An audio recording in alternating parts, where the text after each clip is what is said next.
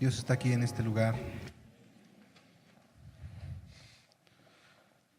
Dios tiene en su corazón poder bendecirnos el día de hoy. Quiero invitar a que hagamos una oración antes de comenzar. Pueda ponerse usted de pie.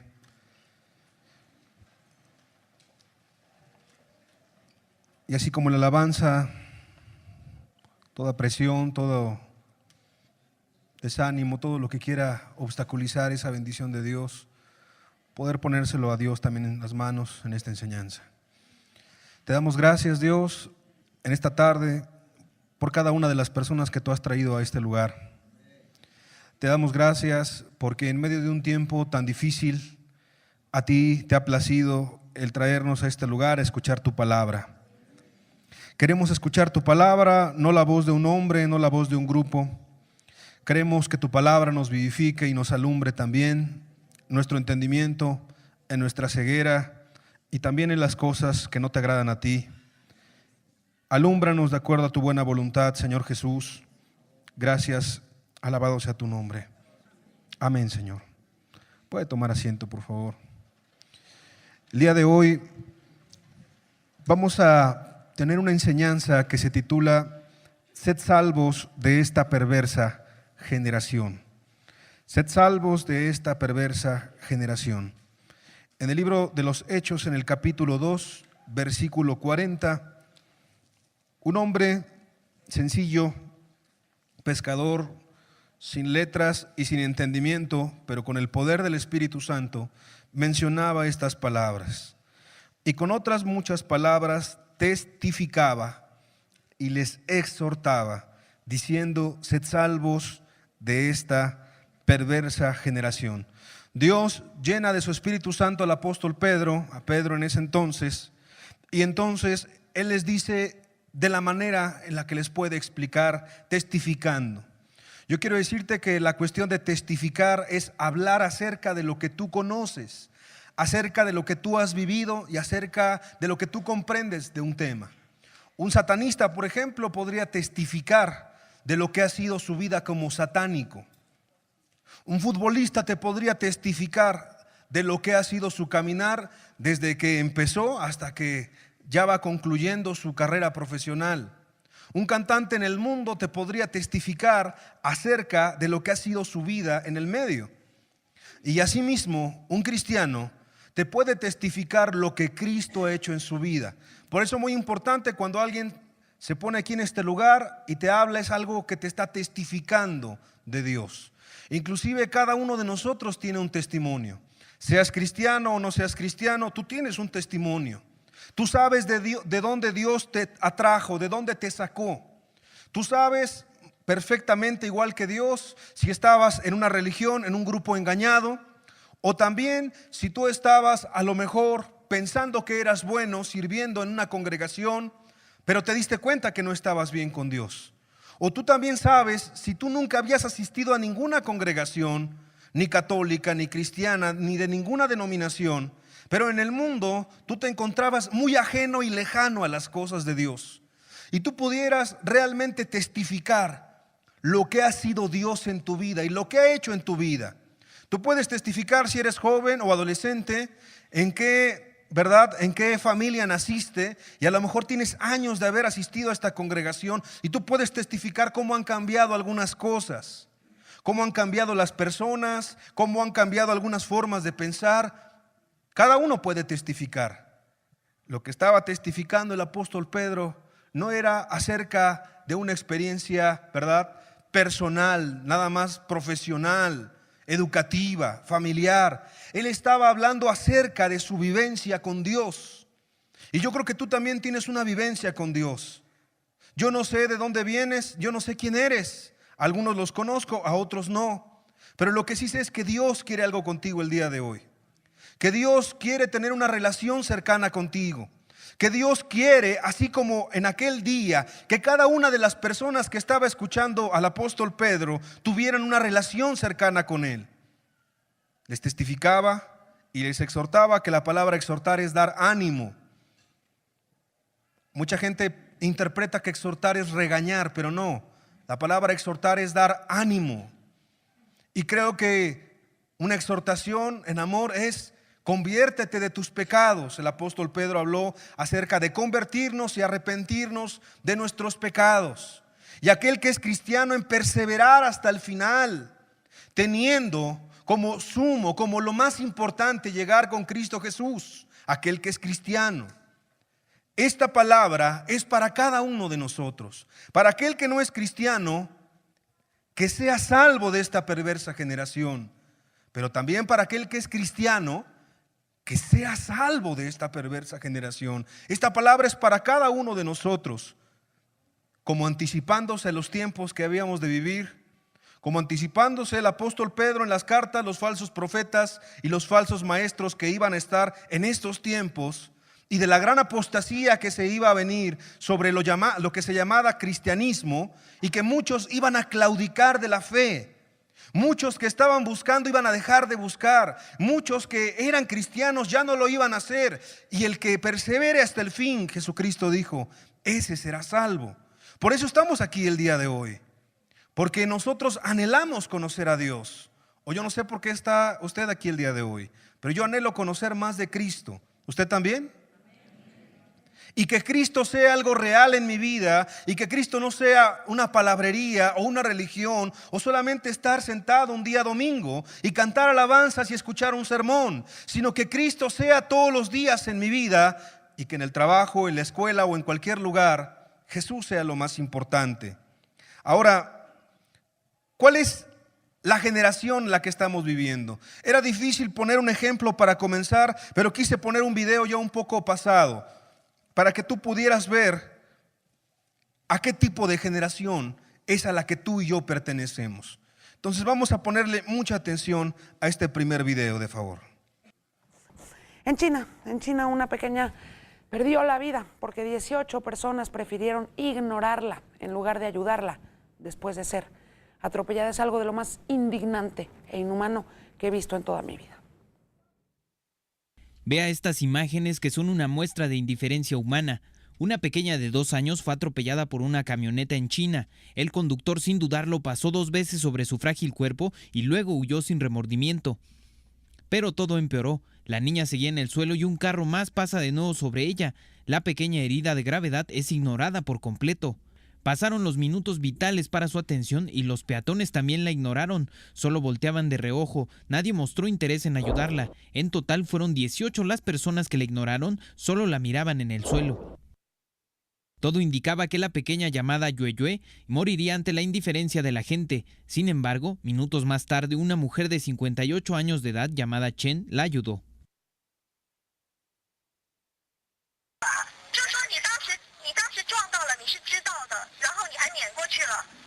Yue Yue se salvó gracias a esta mujer, a quien no le importó si alguien la hacía responsable.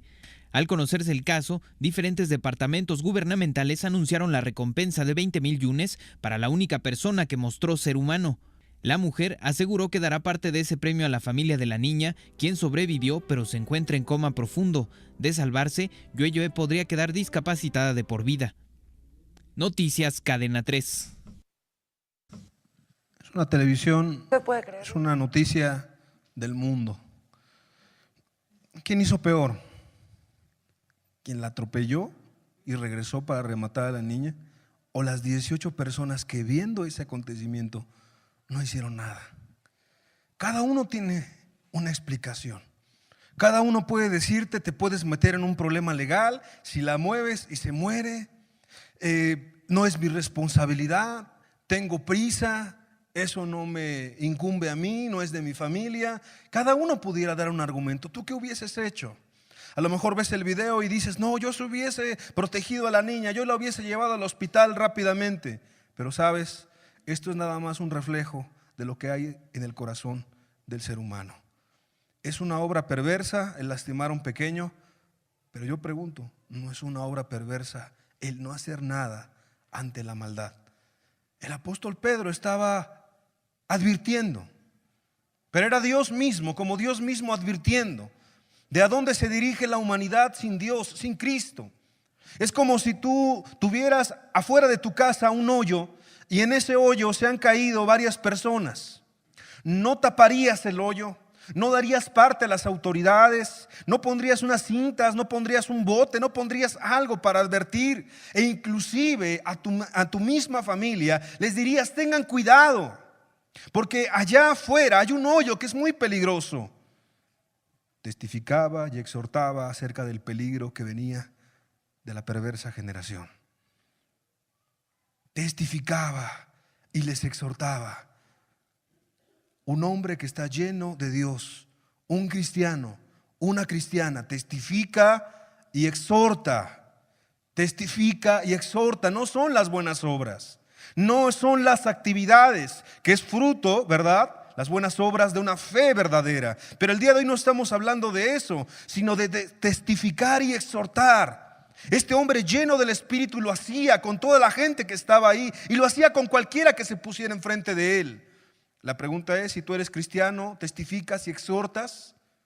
Si tú no eres cristiano, ¿estás escuchando el testimonio de los que son cristianos a tu alrededor y la exhortación de Dios? Cuidado, no afuera de tu casa, sino enfrente, en tu vida, o en este mismo momento estás en un hoyo, estás en grande peligro, estás en pecado, estás en maldad, y tú te sientas cómodamente en la silla pensando que estás seguro y tranquilo, pensando que la cuestión del cristianismo solamente es escuchar, retener información y decir: qué buena estuvo la palabra, o no me gustó la palabra, pero no ponerla por obra. Ese es el mayor peligro, la indiferencia. Ahorita vamos a retomarlo, pero vamos a definir la palabra perversa. En el griego, que solamente nos va a ayudar para entender un poco de la palabra, no importa mucho la palabra, sino qué quiere decir la palabra perversa. Significa en el griego cambiado, ¿verdad? Algo que está cambiado y algo que está torcido. Torcido respecto a lo bueno, a la moralidad, a lo que es correcto, de acuerdo a los diccionarios en los que pude investigar. Lo que es perverso. Tú sabes lo que es perverso. A tu mente sabes lo que es desagradable, lo que es perverso. Tú puedes el día de hoy venir practicando mentiras en la semana, si no eres cristiano. Tú puedes venir practicando enojos, puedes estar alzándole la mano a tu hijo de una manera, ¿verdad?, sin misericordia, sin razón y sin justicia. Puedes estar, ¿verdad?, ahí viendo pornografía en el internet, o puedes estar perdiendo el tiempo en la ociosidad, o de flojo, no trabajando y no proveyendo para tu casa, o puedes estar practicando muchos pecados. Pero hay algo en tu mente que sí te dice que hay pecados que son muy escandalosos. Por ejemplo, tú ves como muy escandaloso a un narcotraficante que le corta la garganta a otro en el internet. Eso es un video, ¿verdad? Hay videos de ese tipo, que no podemos ponerlos evidentemente porque son grotescos, pero los hay en el internet. Tú sabes, ¿verdad?, que una persona que prostituye niñas de 12, 13 años en nuestro país, eso es algo muy indignante. Y yo creo que cualquiera diría: eso es perverso. Tú sabes que hay, ¿verdad?, el día de hoy legalmente la posibilidad de que médicos asesinen a no nacidos, a pequeños, y eso es asesinato y es indignante y es perverso. Y aun cuando tú practicas ciertos pecados, esos pecados tú no los practicarías. Aunque te sientas en la televisión o en el internet y ves estos programas inmorales o violentos, tal vez tú al momento ya de hacerlo, tu conciencia te dice: no, eso está muy mal. Aunque te deleitas en tu corazón, y es algo que tendrías que meditar. Pero la cuestión de la perversidad es lo que está cambiado. ¿Cambiado de qué? No de la sociedad. ¿Cambiado de qué? No de lo que la gente dice que es normal, sino cambiado y torcido respecto a la palabra de Dios, al corazón de Dios, a lo que Dios dice que es bueno y a lo que Dios dice que es malo. Porque este siglo ha dicho a las cosas buenas malas y a las malas buenas. Y ahora dice que ser cristiano es algo retrógrado, es algo que ya no es aplicable, y a lo que es malo le ha aplaudido y lo ha defendido, y ahora le llama tolerancia, ahora le llama, ¿verdad?, ser razonables, ahora le llama equidad, ahora le llama justicia, ahora le llama el ser iguales, ¿verdad?, respetar los derechos de las personas. A lo malo han llamado bueno, y a lo bueno han llamado a malo. Dice la Escritura que pone lo dulce por amargo y lo amargo por dulce. Pero la pregunta porque la enseñanza es para nosotros, Dios hablándonos. ¿Qué vamos a hacer? ¿Qué vas a hacer respecto a tu condición si no eres cristiano? ¿Y qué vas a hacer respecto a tu condición si eres cristiano también? No podemos quedarnos así. Un hombre inconverso, vuelvo a comentar, dio esta siguiente frase que la puedes encontrar en muchos libros. La autoría se le da a dos personas diferentes, por eso no puse el autor. Pero el mensaje es interesante, vamos a leerlo. Dice: cuando los nazis vinieron a llevarse a los comunistas, guardé silencio, porque yo no era comunista. Cuando encarcelaron a los socialdemócratas, guardé silencio, porque yo no era socialdemócrata. Cuando vinieron a buscar a los sindicalistas, no protesté, porque yo no era sindicalista. Cuando vinieron a llevarse a los judíos, no protesté, porque yo no era judío. Cuando vinieron a buscarme, no había nadie más que pudiera protestar, a defenderme. La indiferencia es algo muy grave en nuestro mundo. La indiferencia ante la injusticia y ante la maldad es algo muy grave. Estaba viendo un video hace unos días en el cual en Veracruz, que es donde compartimos, estaba una persona del gobierno, llámese de cualquier lugar, y estaba robándole sus cinturones a una persona honesta que estaba trabajando en la calle. Tú puedes argumentar muchas cosas. Es comercio informal, no paga piso, lo que tú quieras. Pero estaba robándole los cinturones a la persona. Y algo me dio gusto. La gente empezó a ponerse en medio del funcionario y del joven que tenía los cinturones. La gente no fue indiferente ante esa actitud. La gente empezó a protestar. Y fíjate que no le decían groserías, no lo insultaban, pero le decían: no hagas eso, es incorrecto. Y más gusto me dio que en el video, porque es un video que está en el internet, estaba un hermano ya de cerca de 80 años de edad. Y el hermano no sabe que está en el internet, pero ya está en el internet.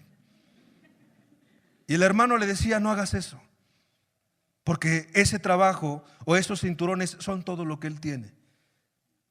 Y sabes una cosa, lograron que la persona se fuera y lograron ahí hacer algo contra el funcionario. Es algo insignificante, tú pudieras pensar. Pero sabes una cosa, se pararon por la justicia. Y Dios es un Dios justo. Otro pensador llamado Edmundo Burke dijo lo siguiente: lo único que necesita el mal para triunfar en el mundo es que los buenos no hagan nada. Este hombre no es cristiano, vuelvo a repetir. Pero yo quiero preguntarte el día de hoy: ¿quiénes están aquí? ¿Estoy aquí con los buenos o con los malos? Es una buena pregunta.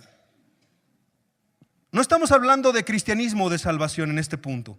Pero ¿a qué viene alguien a una congregación? ¿A ser malo o a ser bueno?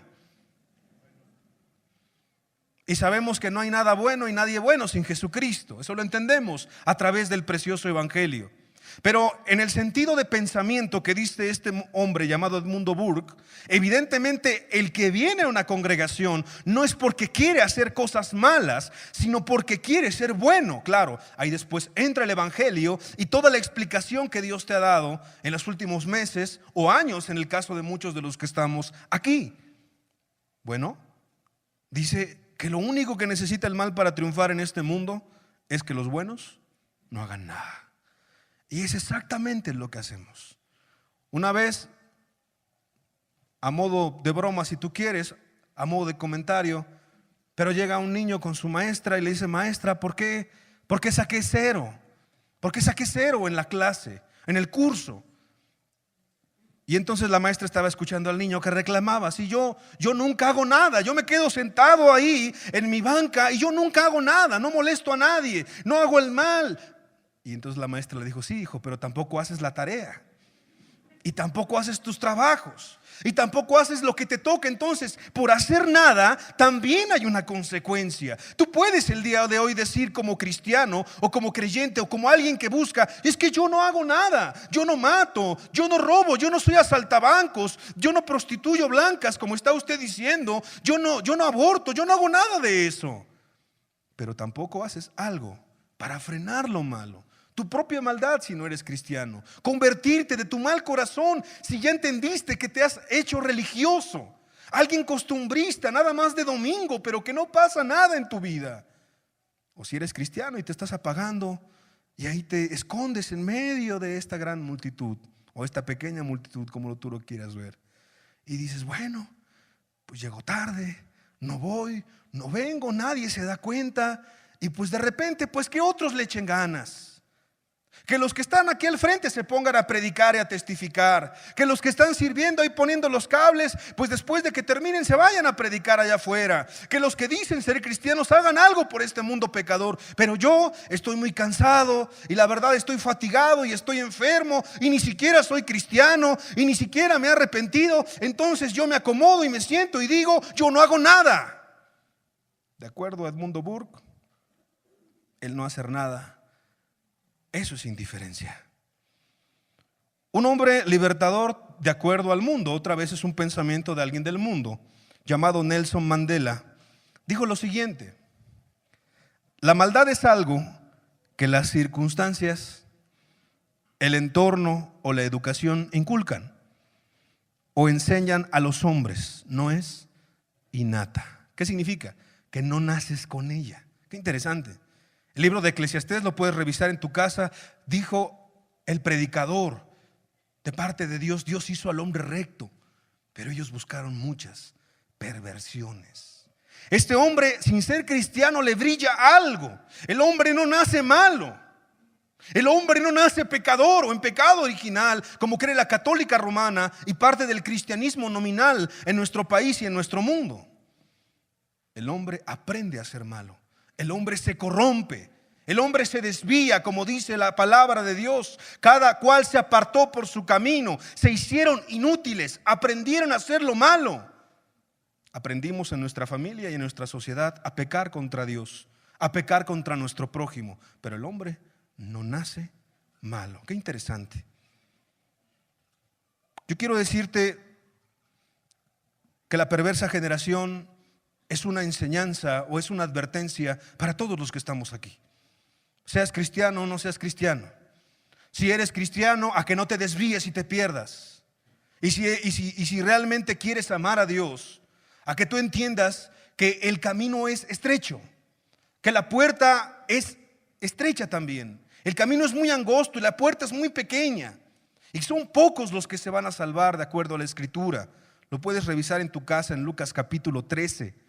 Son pocos los que se van a salvar. Son pocos los que van a entrar. Y a lo mejor tú piensas que al estar en un lugar en donde se comparte una palabra sana, genuina, con un corazón, verdad, sincero, eso va a ser suficiente para entrar al reino de los cielos. Yo te quiero decir el día de hoy, si tú estás buscando a Dios, si tú vienes por primera ocasión o tienes poco tiempo de asistir, nada te garantiza que tú puedas entrar al cielo. Me refiero, no te garantiza el estar sentado aquí. Necesitas conocer a Jesucristo. Y si tú tienes mucho tiempo, necesitas retomar una relación con Dios si la tuviste. Y si la tienes, necesitamos conservarla. El relajamiento moral viene y es el día de hoy.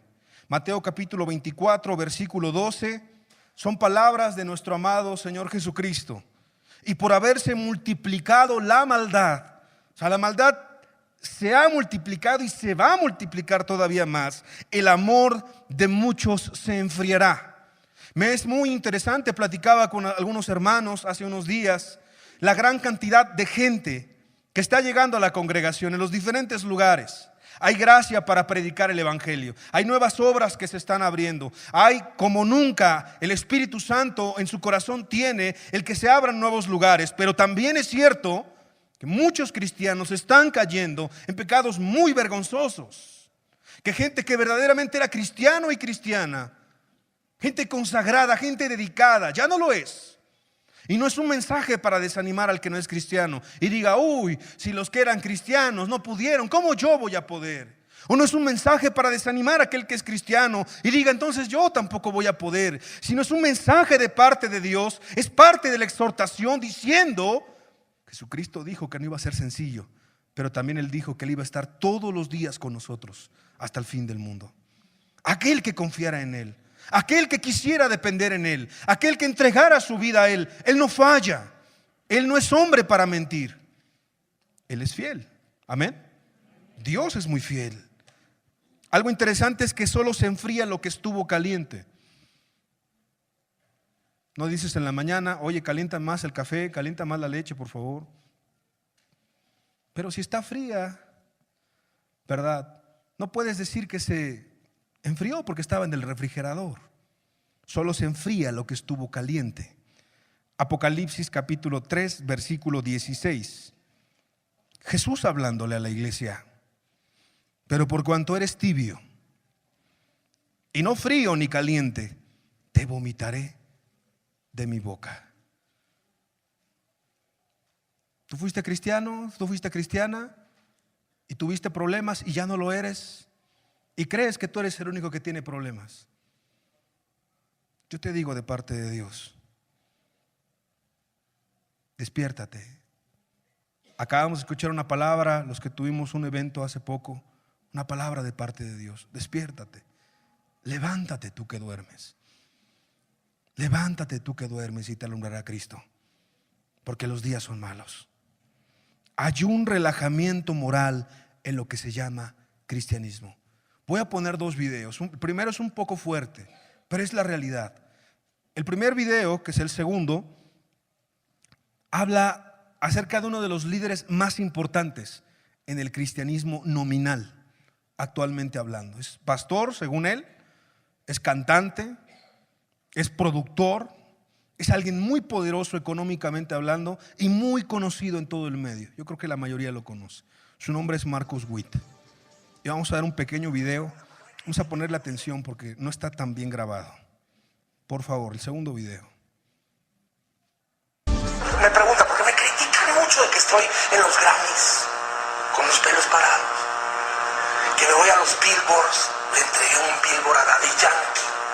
Uy, no saben los que meten blogs en internet cómo me atacaron. Santidad Jehová, como Marcos Witt en el escenario con Daddy Yankee, no estuvo en el escenario con Daddy Yankee. Idiotas.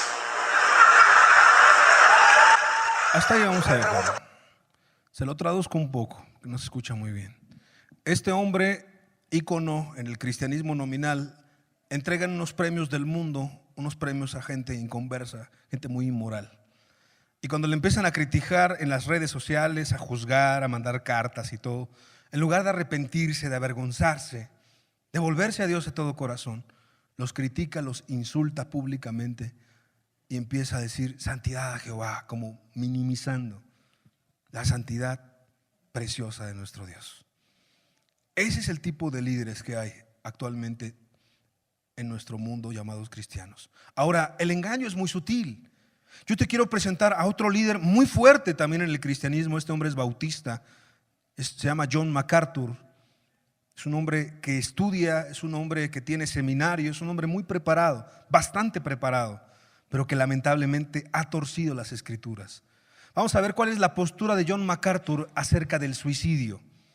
Es algo muy interesante que quiero que podamos ver, por favor. Es el tercer video. Vamos a ver a John MacArthur en una conferencia a nivel nacional e internacional. El tiempo se ha ido corriendo, tenemos que ir terminando, pero voy a hacer una pregunta que también estaba aquí con relación a pecado y tiene que ver con el suicidio. La pregunta era si alguien que se suicida podía ir al cielo, y voy a agregar entonces si piensa que un cristiano puede cometer suicidio. Suicide. Somebody's asking, can a person who commits suicide go to heaven? And secondly, can a believer commit suicide? Yes. Sí, una persona que comete suicidio, si son un creyente en el Señor Jesucristo, se irá directamente al cielo. Todo pecado ha sido colocado bajo la sangre del Señor Jesucristo, pasado, presente y futuro. E inclusive un pecado horrendo, tal como el suicidio, el cual es un pecado tan aplastante. No obstante, Jesús dijo, no perderé ninguna de mis ovejas. Él da vida eterna. El Espíritu nos ha sellado en Cristo hasta el día de la redención. Es la seguridad eterna del creyente, que aquellos que están en Cristo nunca saldrán de Cristo, nunca se perderán. Y de ninguna manera apoyamos o promovemos ese pecado. No obstante, Cristo es mayor. Y yo añadiría esto. ¿Puede un cristiano desanimarse? Sí. ¿Puede un cristiano estar tan desanimado que se deprime? Sí. ¿Puede un cristiano deprimirse tanto que pierde toda la esperanza? Claro. Y eso con frecuencia lleva al suicidio.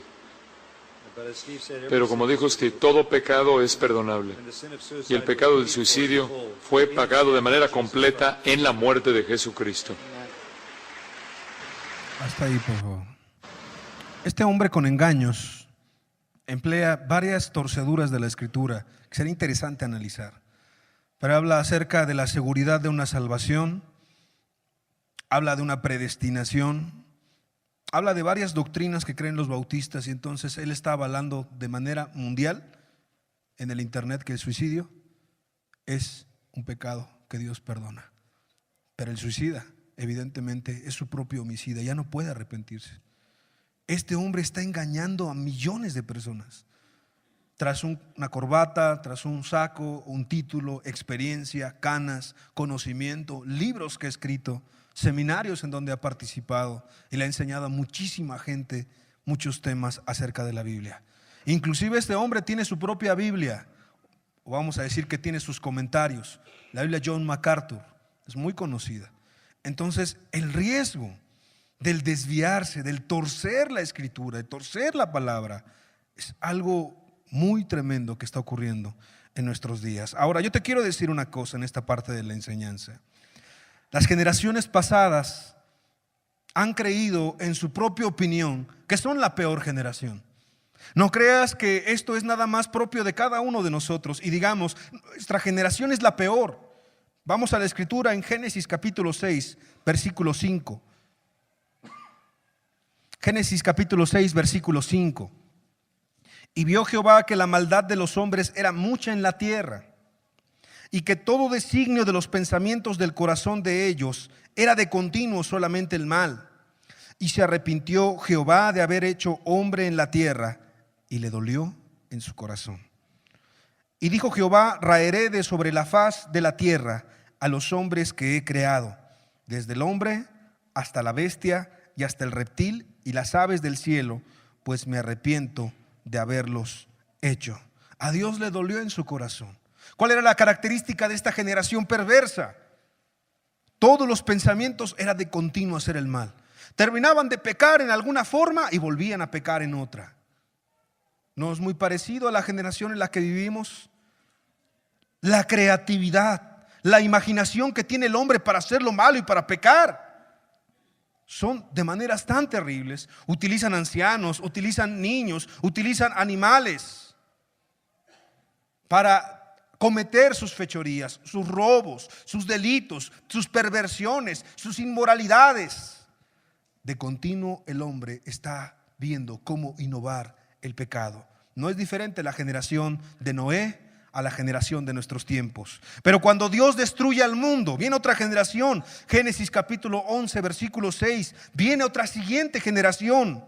Y dijo Jehová ya a los hombres que estaban poblando la tierra después de Noé: he aquí el pueblo es uno y todos estos tienen un solo lenguaje. Génesis 11, versículo 6. Y han comenzado la obra y nada les hará desistir ahora de lo que han pensado hacer.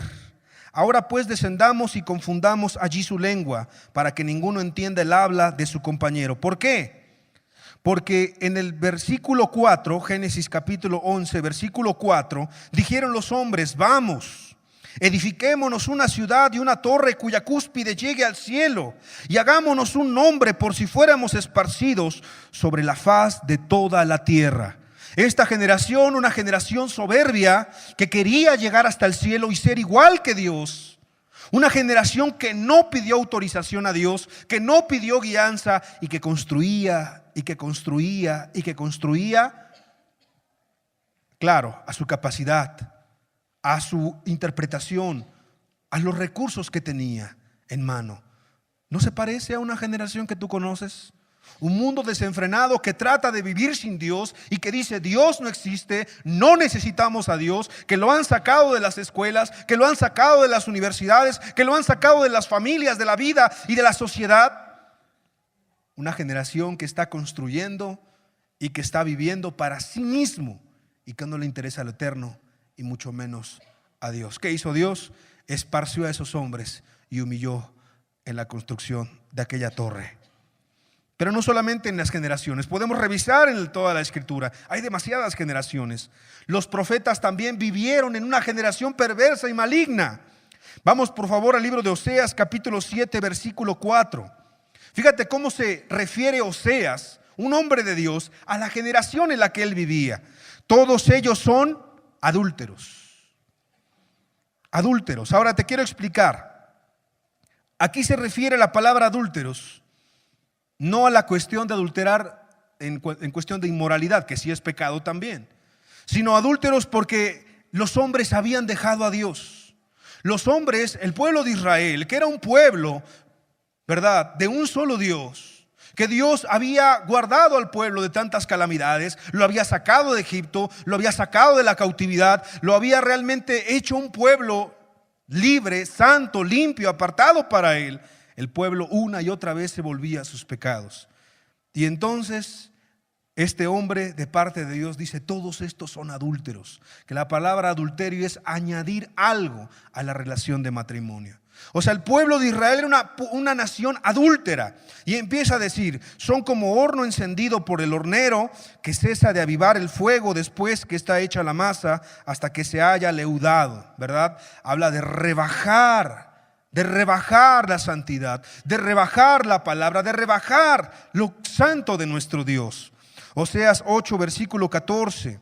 Olvidó pues Israel a su hacedor y edificó templos. Y Judá multiplicó ciudades fortificadas, mas yo meteré fuego en sus ciudades, el cual consumirá sus palacios. ¿Cuál fue el problema?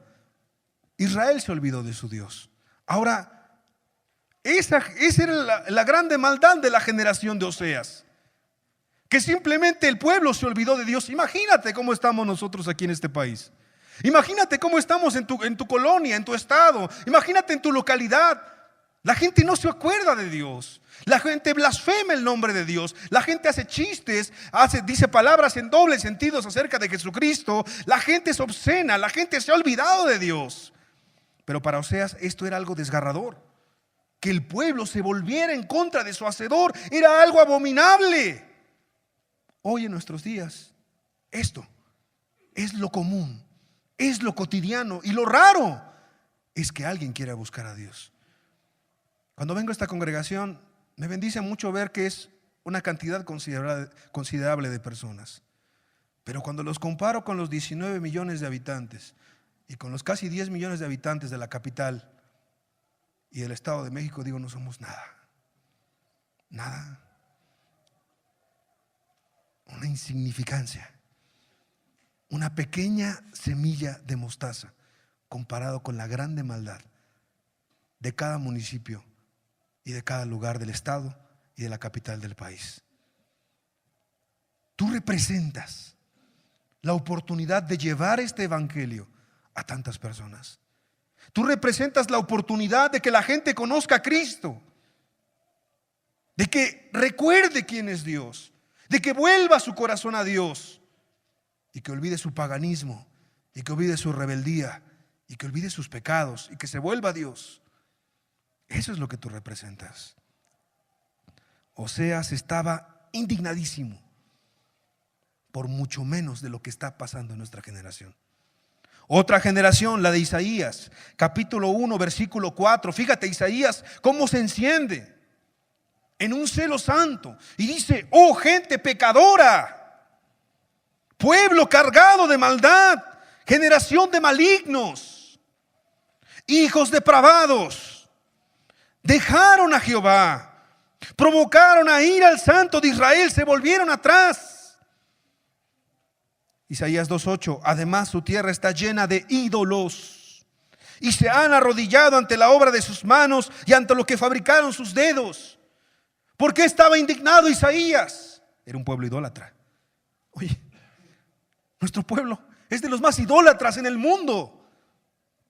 Adoran al barro, adoran a la piedra, adoran al trabajo, adoran el dinero, adoran sus vehículos, adoran sus puestos, adoran sus éxitos, adoran sus logros. En el lugar en donde estoy compartiendo ahorita la palabra y donde vivo, ahí en Veracruz, en Jalapa, la gente es tan soberbia. ¿Sabes por qué? Casi cualquier gente de la calle tiene una licenciatura, una maestría, doctorado, casi cualquiera. La gente es soberbia. La gente adora, añora sus títulos. ¿Es malo prepararse? No, no es malo prepararse. ¿Es malo trabajar? No, no es malo trabajar. No me confundas el mensaje. Pero el pueblo mexicano es un pueblo muy idólatra. Es un pueblo que idolatra, ¿verdad? A sus padres, a su familia. No, no puedo ser cristiano porque mi mamá me va a dejar de hablar. Una muchacha hace poco en uno de los lugares donde estábamos: es que si yo voy a la congregación me dejan de hablar mis papás. No, mejor no busco a Dios. ¿Cuántos padres le dicen a sus hijos: si tú te vuelves cristiano, te vas de la casa? Y los hijos cobardes, idolatrando a sus padres, no son cristianos. Nuestro pueblo es un pueblo muy idólatra. Y a lo mejor a ti te está deteniendo algo o alguien, pero escúchalo bien: Dios abomina a los ídolos. Isaías vio eso en el corazón del pueblo y se indignó. ¿Te has dado cuenta la cantidad de ídolos que me he encontrado en la consejería platicando con gente que supuestamente es cristiana? Idolatra su trabajo, no puede predicar o decirle que no al pecado del jefe, porque si no lo van a correr. Obviamente no es cristiano. Teme que sus hijos le levanten la voz y ya no quieran venir a la congregación y les compran cosas, negociando las cuestiones del reino. Si te portas bien, ¿verdad? Aquí en la congregación puedes ir a la fiesta entre semana. Ídolo en su corazón, una madre o un padre tibio. Gente que por el trabajo, ¿verdad?, no puede seguir a Dios porque en el trabajo le dicen que tiene que mentir. Gente que por un adulterio, una fornicación, no puede ser cristiano porque tendría que dejar al amante. Son ídolos en su corazón. Gente que por un Nintendo, ¿verdad?, por un aparato de entretenimiento, no puede ser cristiano porque está enviciado, está enviciada. No solamente los adolescentes, también los adultos. Gente que por un deporte, y no que sea malo practicar un deporte, pero dice: no, es que yo tendría que dejar de jugar, el domingo es el día que yo juego. Con la cerveza, con las inmoralidades, con todo lo que hay envuelto en el deporte. Vuelvo a repetir: el deporte no es lo malo, el ambiente que se da en cualquier deporte. La gente es muy idólatra. Bueno, era tal la idolatría en el tiempo de Isaías que tuvo que hablar de la idolatría al mismo pueblo. No sea que tú estés idolatrando a tus líderes, a tu congregación y a lo que tú crees que estás seguro, o en donde te crees estar seguro, porque Dios es un Dios celoso. Nuestro Dios uno es. ¿Te das cuenta cómo las generaciones, los pecados solamente van cambiando? Pero es lo mismo. La maldad siempre ha existido y los hombres de Dios se indignan ante esta maldad. Los apóstoles, Filipenses capítulo 2 versículo 15, también hablaron de su generación.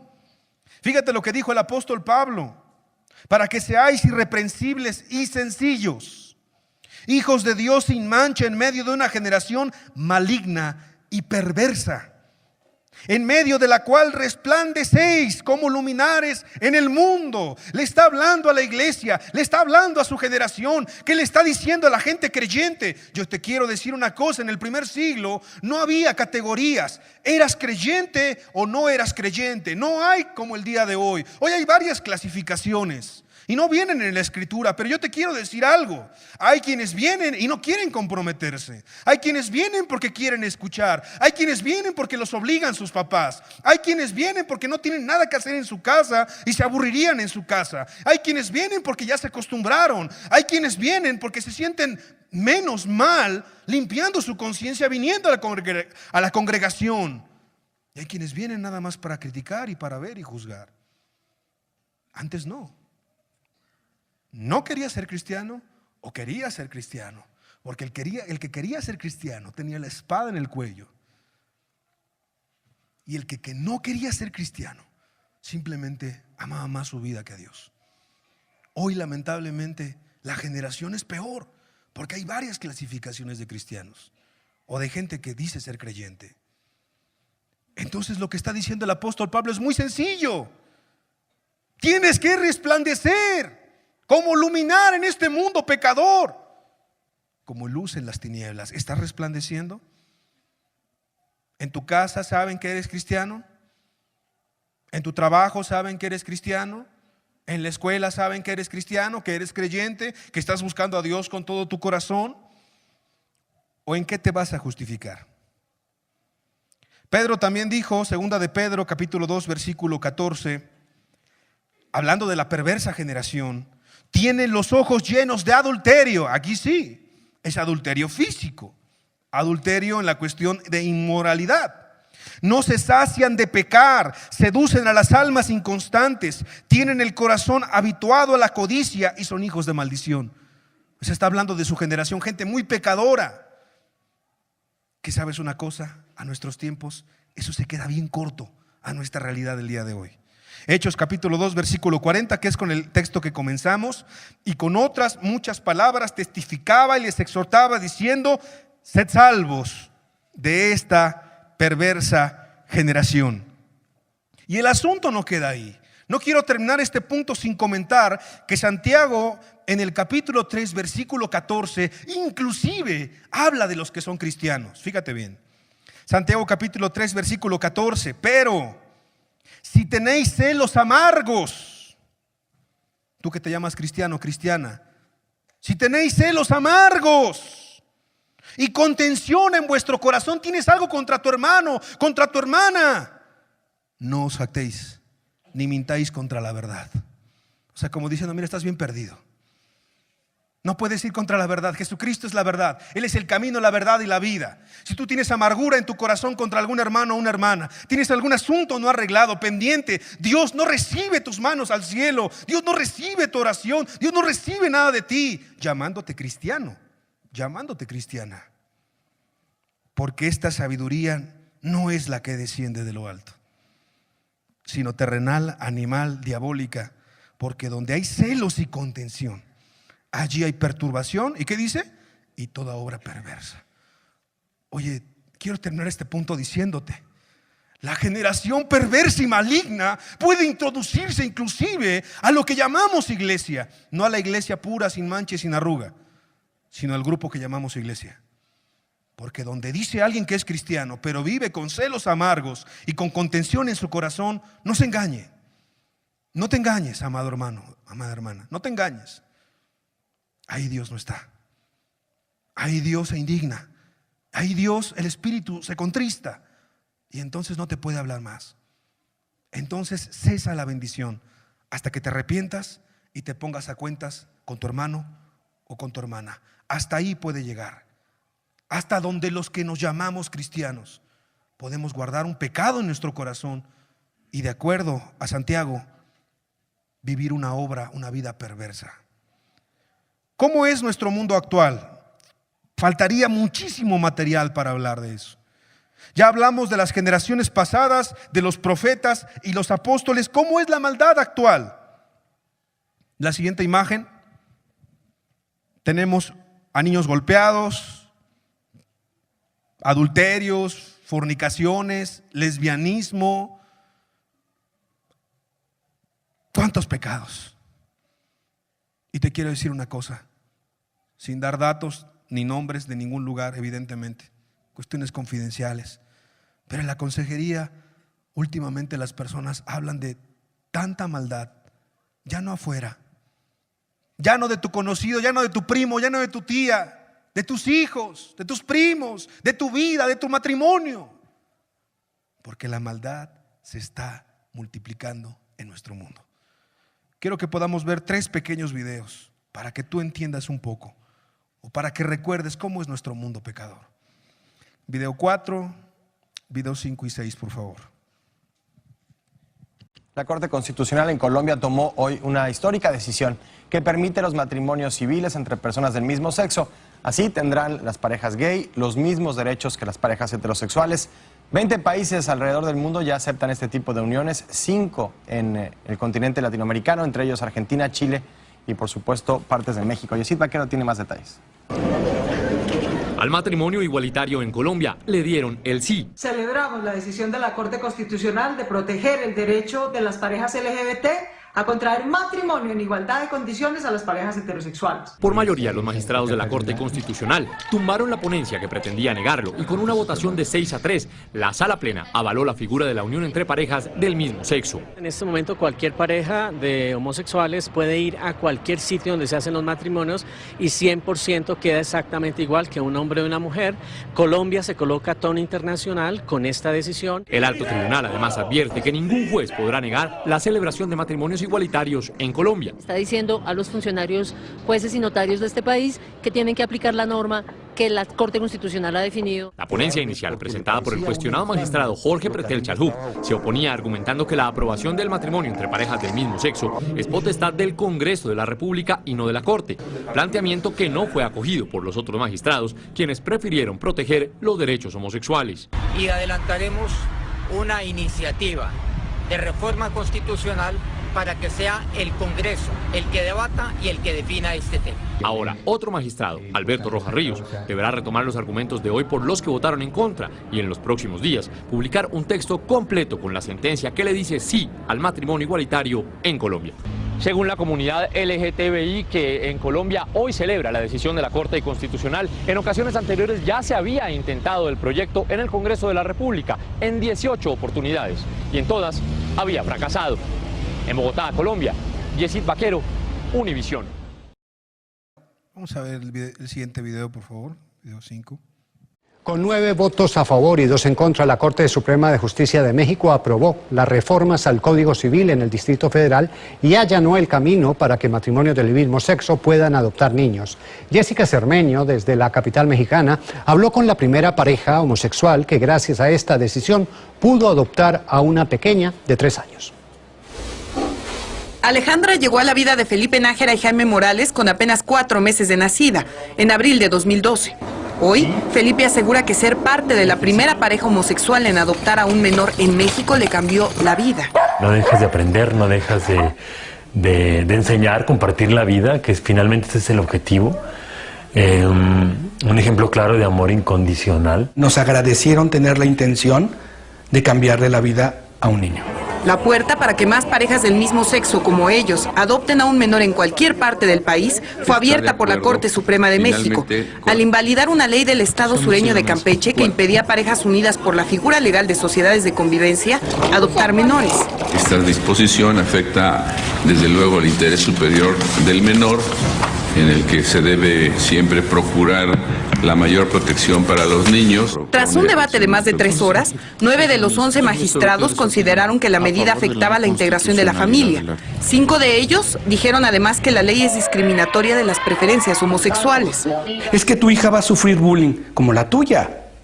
O sea, si tenemos una sociedad donde es homofóbica, misógina, violenta, que todo lo que es diferente a ellos le agrede, pues todos sufrimos bullying o eres bulleador. Esta decisión se suma a la tomada por la Corte Suprema en junio pasado, que permite que parejas del mismo sexo se unan en matrimonio civil en todo el territorio nacional. Cuando la decisión tomada ayer se implemente, México se unirá al grupo de 15 países que permiten la adopción homoparental. Ministro vendido, ¿cuánto te pagaron por quebrar la ley? No todos están de acuerdo. Así protestaron contra el magistrado presidente en Guanajuato por la aprobación de la medida. Pero Felipe quiere que su hija sea diferente. Deseamos que sea una mujer libre de espíritu, de pensamiento, que respete a los demás y que se respete a sí misma. En la Ciudad de México, Jessica Cermeño, Univisión.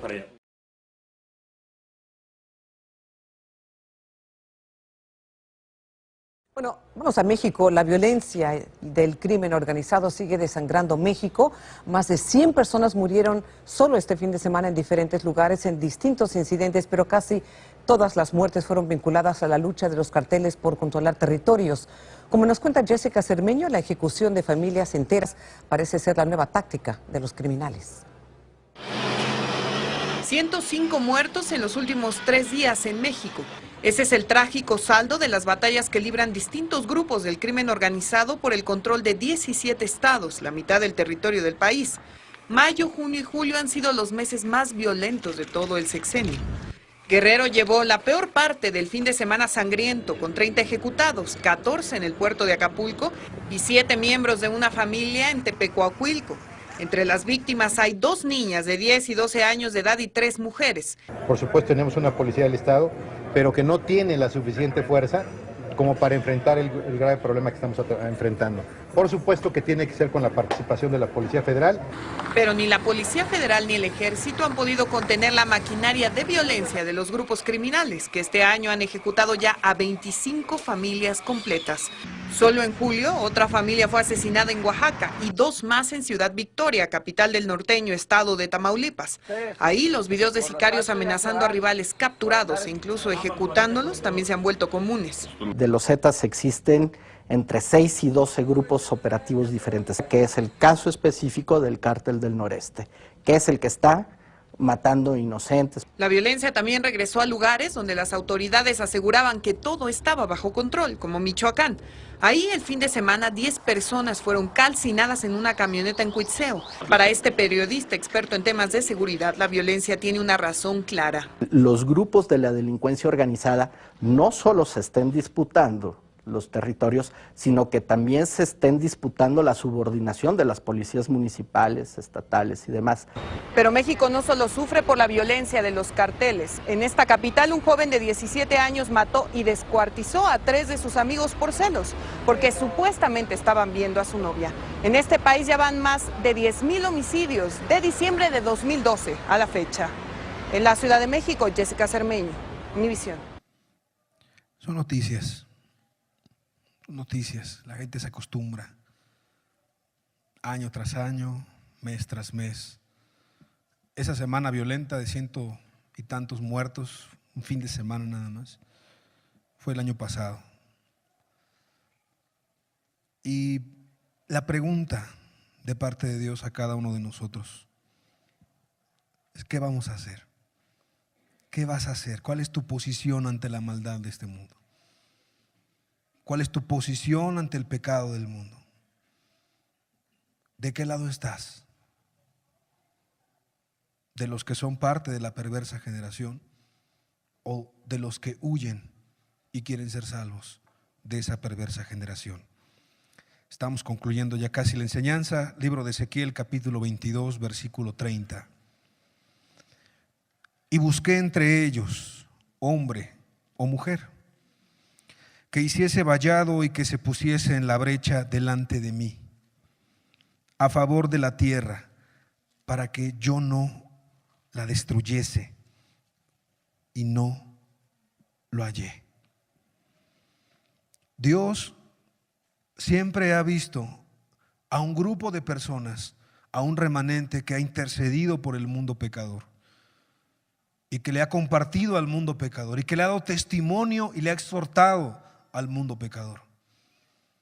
Yo no sé de dónde eres y yo no sé quién eres, no conozco a todos, pero lo que sí sé es que Dios te está testificando y te está exhortando que seas salvo de esta perversa generación y que es tu responsabilidad el que hagas la diferencia, porque tú vives en este lugar, porque tú vives en las colonias y municipios del estado y de la capital, y porque Dios te va a demandar cada palabra que tú has escuchado.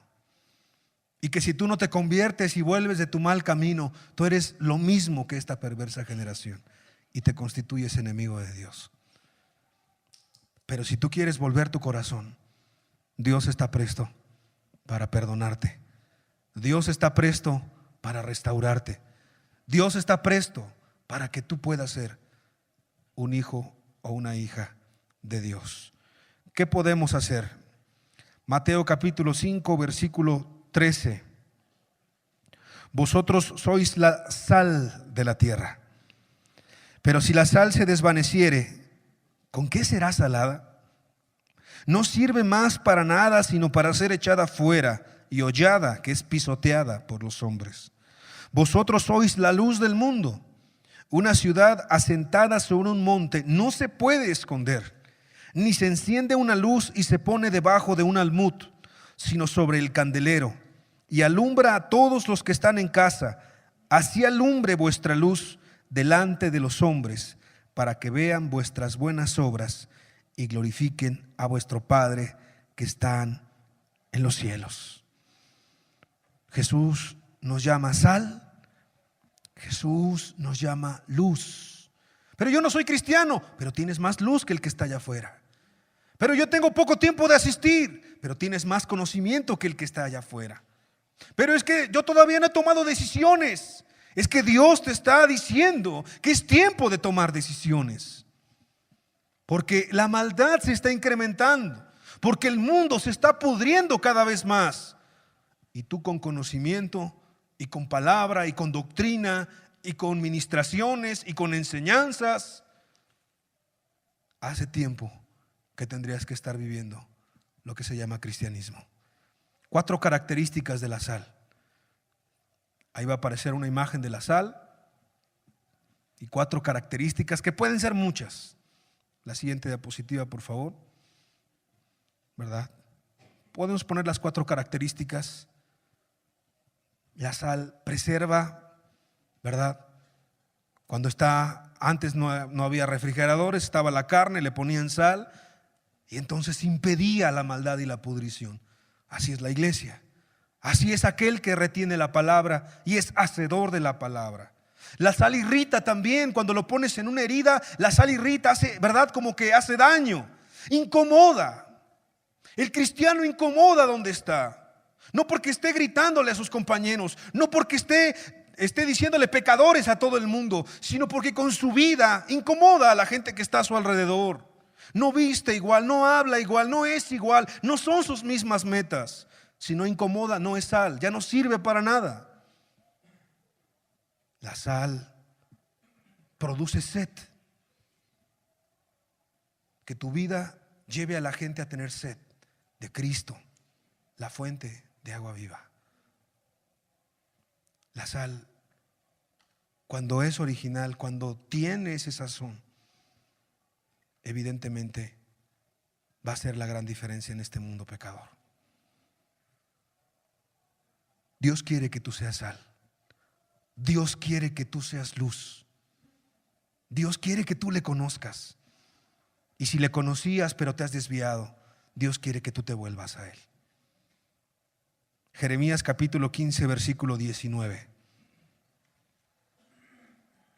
Jeremías capítulo 15, versículo 19. Por tanto, así dijo Jehová, si te convirtieres. Es un llamado a la salvación. Es un llamado a volverte a Dios. Si te convirtieres. Este texto siempre tú piensas que eres cristiano. Le hablo a aquel que no es cristiano. No, es para todos. Si te convirtieres.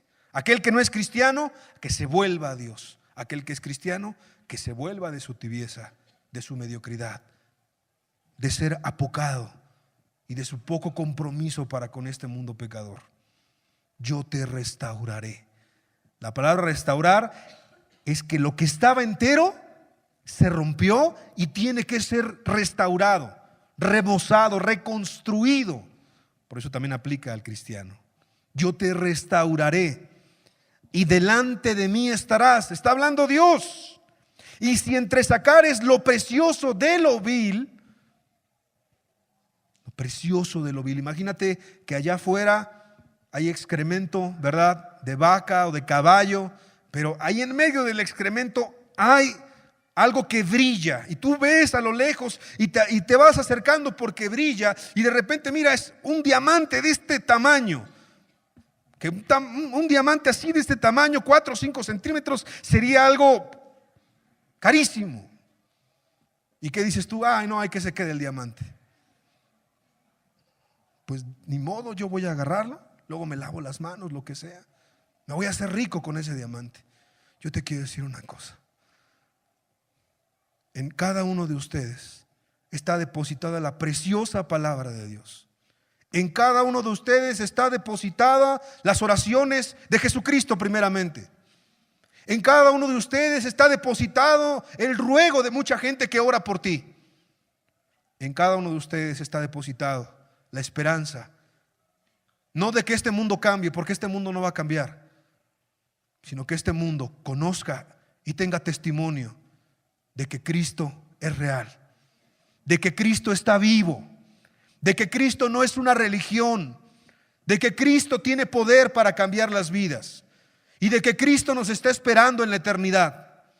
Ustedes son llamados a eso, pero el que quiera tomar el llamado, el que quiera sacar lo precioso de lo vil, fíjate las palabras de Dios: serás como mi boca. Y tú a tu boca no metes cualquier cosa que no sirva. Tú a tu boca, si sabes que algo está descompuesto, no lo metes. No te metes objetos contaminados. Lo santo, lo precioso, lo agradable. Si te convirtieres, Dios te quiere restaurar. Si sacas lo precioso de lo vil, serás como la boca de Dios. Esta verdad que es muy preciosa, conviértanse ellos a ti y tú no te conviertas a ellos. Yo te quiero decir una cosa: si tú no estás convirtiendo a la gente pecadora a tu alrededor, ellos te están convirtiendo a ti. Si tú no estás influenciándolos a ellos, ellos te están influenciando a ti. Si no los estás atrayendo a leer la palabra, a la oración, a venir a la congregación, a una célula, a escuchar de Cristo, ellos te están atrayendo a su vida mundana, a su vida fácil, a su vida tranquila, a su vida sin riesgos, a su vida sin complicada, egoísta, materialista, religiosa y denominacional. Ellos te están convirtiendo a ti. Aquí no hay de dos: o vences con Cristo Jesús o eres vencido. Quiero terminar con esta idea. El animal que tú vas a ver ahí es una fotografía de un animal que se llama el armiño. Es un animal muy hermoso que existe en varias partes del mundo y en Europa es uno de los lugares en donde existe. Los cazadores toman ventaja de una característica de este animal. Este animal es de los animales más limpios en todo el mundo. No se ensucia por ninguna razón. Cuando estos animales salen a cazar, en la época donde salen a buscar alimento, los cazadores esperan a que salgan y entonces a la entrada de sus guaridas, de sus cuevas, ponen lodo, excremento, basura y todo lo que puede ensuciar su pelaje. ¿Para qué? Cuando empieza la cacería y los perros de caza empiezan a ladrar y empiezan a corretear a estos preciosos animales, el animal va corriendo a su cueva y el animal llamado armiño prefiere morir por los dientes del sabueso que ensuciar su pelaje y salvar su vida. Yo creo que este animal nos tiene mucho que enseñar el día de hoy. Que en tu vida tú puedas decir: yo quiero ser fiel a Cristo. Yo quiero amar a Dios, aunque la tentación sea grande, aunque la maldad sea mucha, aunque otros renieguen, aunque otros no quieran ser cristianos. Yo quiero amar a Dios por sobre todas las cosas. Yo te quiero invitar a que tú cierres tus ojos.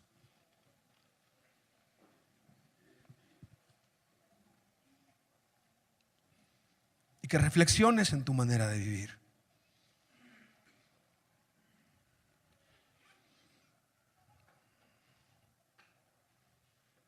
Y que no te escondas en la multitud. Dios te ha traído a este lugar.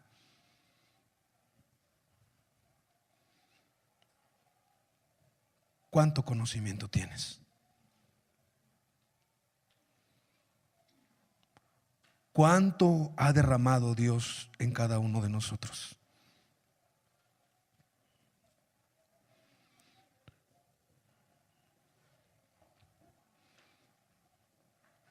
No puedes decir: ese no es mi problema. No puedes ver lo que hoy vimos y decir: eso no es mi problema. ¿qué vas a hacer? ¿De qué lado quieres estar? Muchos no están, porque prefirieron el mundo y el pecado. Pero tú estás aquí, delante de Dios. Escoge aquí y ahora a quién quieres servir.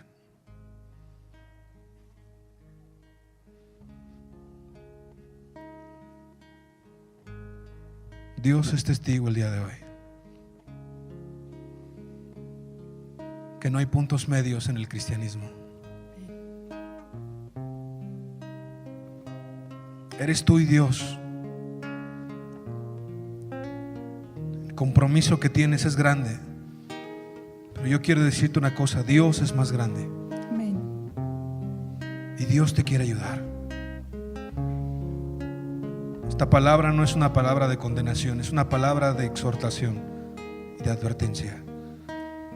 Por tanto, así dijo Jehová: si te convirtieres, si dejas tu pasividad, si dejas tu religiosidad,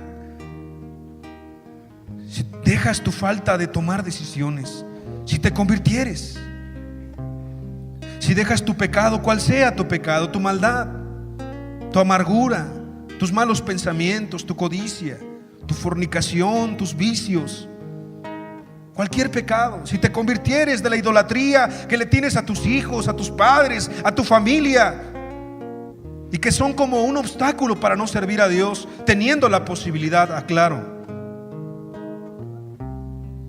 Si te convirtieres, teniendo a Dios como lo más importante, más que tu trabajo, más que tus bienes, más que tu propia vida.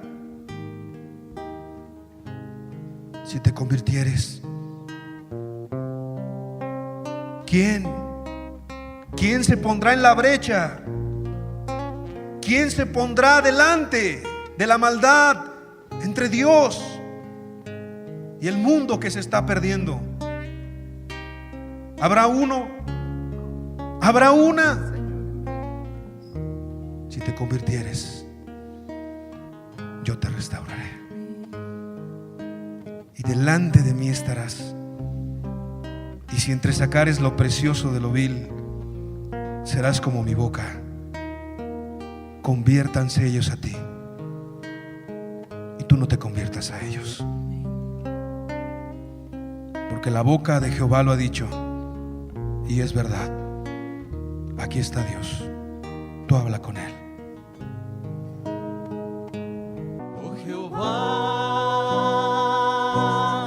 he oído tu palabra y temí en la ira. No te olvides de tu pueblo que te ama, oh Jehová.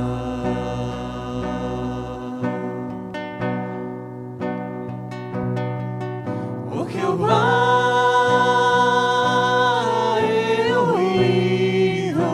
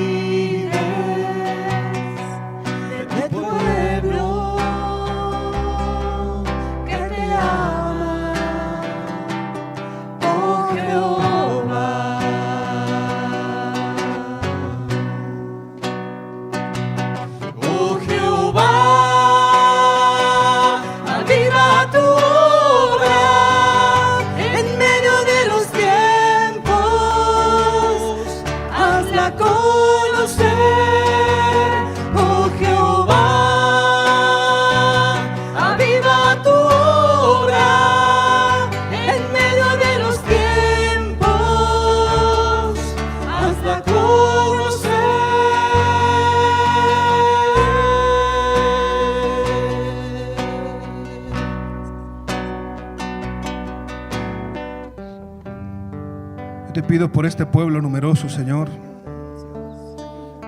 Tú los conoces a cada uno de ellos, Señor. Sabemos que tú nos has hablado. Llévalos a tomar decisiones, Señor. Que no sean emociones, sino que sean decisiones, Dios. Ayúdanos a volver a ti de todo nuestro corazón, Señor,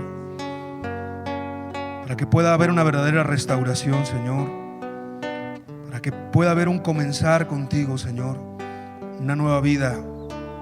Por cada familia que tú has traído a este lugar, Señor, por cada matrimonio, Señor, y aún por los que no están, Señor, ayúdanos a ganarlos para ti, Señor.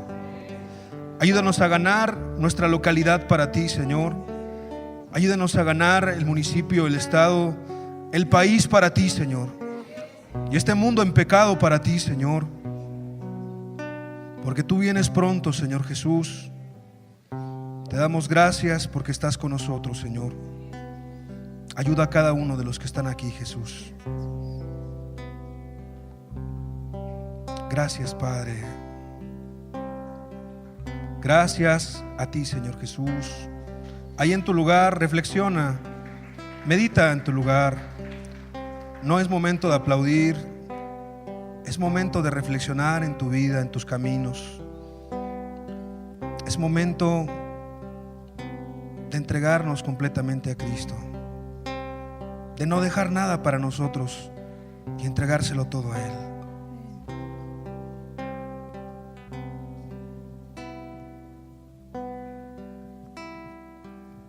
Ser mi corazón fuerte y valiente,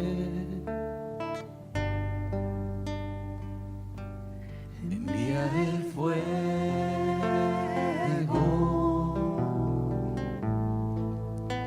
para vivir y salvar al mundo que muere.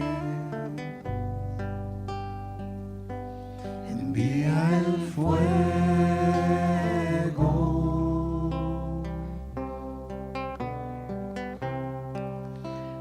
ser mi corazón fuerte y valiente. Envía el fuego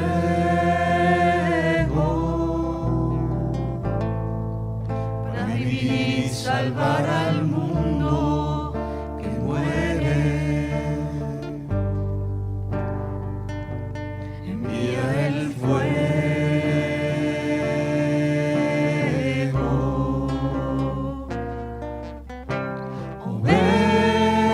Sobre tu altar estoy, Señor, mi vida y mi todo. Desde este día te doy, ven a encender tu ofrenda, Señor. Te ruego,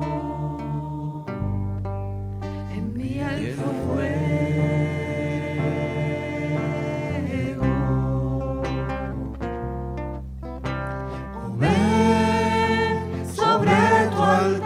Estoy, Señor, mi vida, mi todo.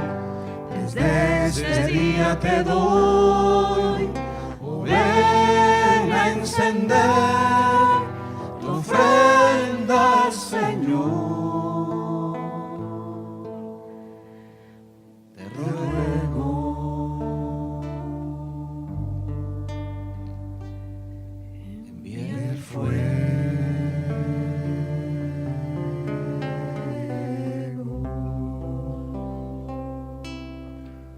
Yo quiero invitar a que reflexionen lo que hoy escuchamos de parte de Dios. Ha terminado la reunión, pero puede quedarse a meditar. Por favor, por respeto a los demás, igual no haga ruido. Vamos a retirarnos ordenadamente. La reunión ha terminado y usted entienda algo: Jesús está más cercano de lo que usted cree. Que tenga muy buena tarde, Dios le bendiga. Estamos despedidos.